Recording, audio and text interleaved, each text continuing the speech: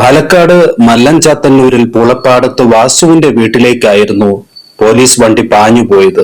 അവിടെ നിറയെ ആൾക്കൂട്ടം. ഇന്ദിര ചുവപ്പിൽ കുളിച്ചു കിടക്കുന്നു. അധിക ദൂരെയല്ലാതെ 65കാരൻ വാസുവുണ്ട്. കയ്യിൽ അതേപോലെ വായ ചുവന്ന ഒരു കൊടുവാൾ. വാസുവിന്റെ കെട്ടിയോളാണ് ഇന്ദിര. വീട് എന്ന് പറയാൻ തരമില്ല. കേറിക്കിടക്കാൻ അടച്ചുറപ്പില്ലാത്ത ഒരു കുടിലാണത്. പച്ചയായ ഒരു ഉൾനാടൻ ഗ്രാമം. അല്ലറ ചില്ലറ കൂലിത്തൊഴിലുകളൊക്കെ ചെയ്ത് ജീവിക്കുന്ന കൂട്ടർ. അന്തി ഉറങ്ങാൻ കുടിലിൽ എത്തുന്നവർ. കാച്ചി കുടിക്കാനും കണ്ണടച്ചുറങ്ങാനും നമുക്ക് ഒരുപക്ഷെ പരിചയമില്ലാത്ത തറയിലെ കല്ലെടുപ്പും മുളങ്കട്ടിലും. ഈ കൊച്ചു ജീവിതത്തിൽ പണ്ടേ ഉള്ളതാണ് തലക്കെറിഞ്ഞ പരിക്കൻ ഭാഷാപ്രയോഗങ്ങളും അങ്ങോട്ടും ഇങ്ങോട്ടും കയ്യാങ്കളികളും.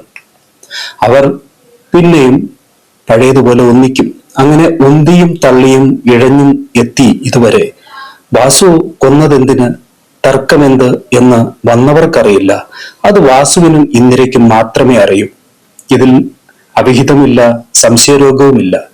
പിന്നെ അരിയെപ്പറ്റിയും വെള്ളത്തെപ്പറ്റിയുമുള്ള തർക്കങ്ങൾക്കപ്പുറം ഒന്നും ഉണ്ടാവാൻ വഴിയില്ലെന്നാണ് മരണം കാണാൻ കൂടിയവരിൽ ചിലർ പറഞ്ഞത്. പോലീസ് വാസുവിനെ തൂക്കി ജീപ്പിലിട്ടു. വാസുവിന് അത്ര കണ്ട് ഭാവവ്യത്യാസങ്ങളൊന്നുമില്ല. അടുത്തിരിക്കുന്ന പോലീസുകാരനോട് വെള്ളം ചോദിച്ച് മടമടാന്ന് അത് കുടിച്ചു. ക്യാമറയുമായി മുഖത്തിന് നേരെ ചെന്നാൽ തെറി വിളിക്കും വാസു.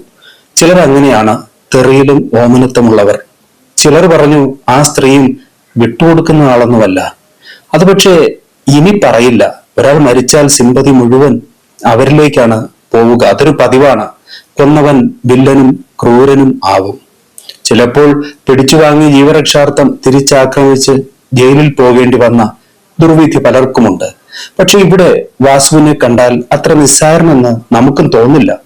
പൊക്കം കുറഞ്ഞ് കാരിരുമ്പ് പോലത്തെ ഒരു മനുഷ്യൻ. ഇന്ദിരയ്ക്കാണെങ്കിൽ തിരിച്ചറിയാനാവാത്ത വിധം ആക്രമിക്കപ്പെട്ട ക്ഷീണിച്ച ശരീരാവസ്ഥ. ജനങ്ങളെ അവിടുന്ന് പോലീസ് ഒഴിപ്പിച്ചു. ഇൻക്വസ്റ്റ് നടപടികൾ പൂർത്തിയാക്കാനുള്ള ശ്രമത്തിലാണവർ. പോലീസിനാണല്ലോ പണി. ഫോറൻസിക് ടീം എത്തുന്നതേയുള്ളൂ. ഒന്ന് പറഞ്ഞ് രണ്ടാമത്തേതിന് മനുഷ്യർ അങ്ങോട്ടും ഇങ്ങോട്ടും തീർപ്പാക്കുന്ന ഒരു ഹിംസാധിഷ്ഠിത സംസ്കാരം. ഈ അവസ്ഥ ഉൾനാടൻ ഗ്രാമം മുതൽ സിറ്റി വരെ ഉണ്ട്.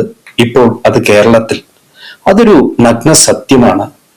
ഭരണാധികാരികൾ ശ്രദ്ധിക്കേണ്ടതാണ്. ഒഴിവാക്കപ്പെടട്ടെ സമാന സാഹചര്യങ്ങൾ എന്ന് നമുക്ക് ആഗ്രഹിക്കാം. നന്ദി.